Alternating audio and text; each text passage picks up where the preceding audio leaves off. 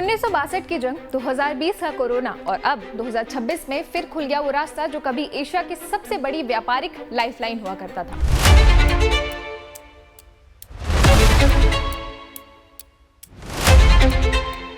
आखिर क्यों 6 साल बाद भारत और चीन ने फिर खोल दिया ऐतिहासिक सिल्क रूट, और क्या इससे दोनों देशों के बीच रिश्ते में सुधार आने के आसार हैं? आइए समझते हैं।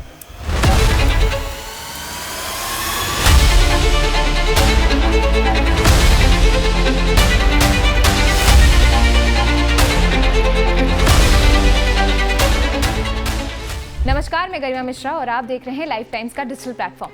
1 अगस्त से भारत और चीन के बीच नाथू-ला पास के जरिए सीमा व्यापार फिर से शुरू हो गया है। करीब 6 साल बाद ये ऐतिहासिक रास्ता दोबारा खुला है। कोविड-19 महामारी के दौरान 2020 में इसे बंद कर दिया गया था, लेकिन नाथू-ला सिर्फ एक बॉर्डर पास नहीं बल्कि 14,000 फीट की ऊंचाई पर स्थित वो दर्रा है जो कभी दुनिया के मशहूर सिल्क रूट का हिस्सा हुआ करता था।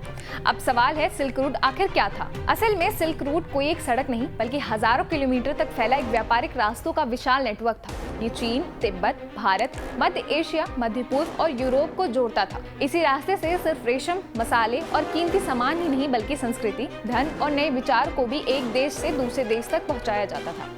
सिक्किम का नाथू-ला पास इसी ऐतिहासिक नेटवर्क की एक अहम कड़ी थी। ये तिब्बत के ल्हासा से चुम्बी घाटी होते हुए पश्चिम बंगाल के प्राचीन बंदरगाह ताम्रलिप्ति तक जाता था।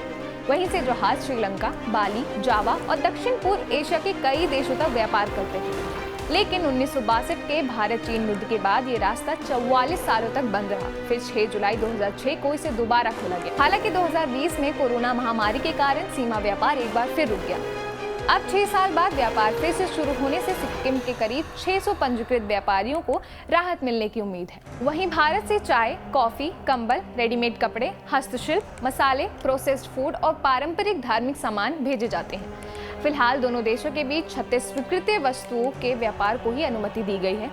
ये व्यापार हर साल मई से नवंबर तक चलेगा और सीमा सोमवार से गुरुवार तक व्यापार के लिए खुली रहेगी। सिर्फ नाथू-ला ही नहीं, उत्तराखंड के लिपुलेख पास भी 1 अगस्त से सीमा व्यापार के लिए खुल गया है। यहाँ से भारतीय व्यापारियों के लिए पहला दल तिब्बत के तकलाकोट जाएगा। वहाँ 2019 में गोदाम में पड़े अपने पुराने माल का जायजा लिया जाएगा।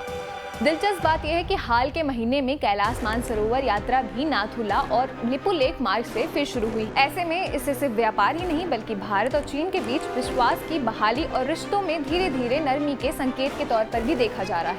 अब बड़ा सवाल है, क्या सिल्क रूट का फिर से खुलना सिर्फ व्यापार बढ़ाएगा या फिर भारत और चीन के रिश्तों में नए अध्याय की शुरुआत भी करेगा? आज के लिए दीजिए मुझे इजाजत और देखते रहिए लाइफ टाइम्स का डिजिटल प्लेटफॉर्म। जय हिंद।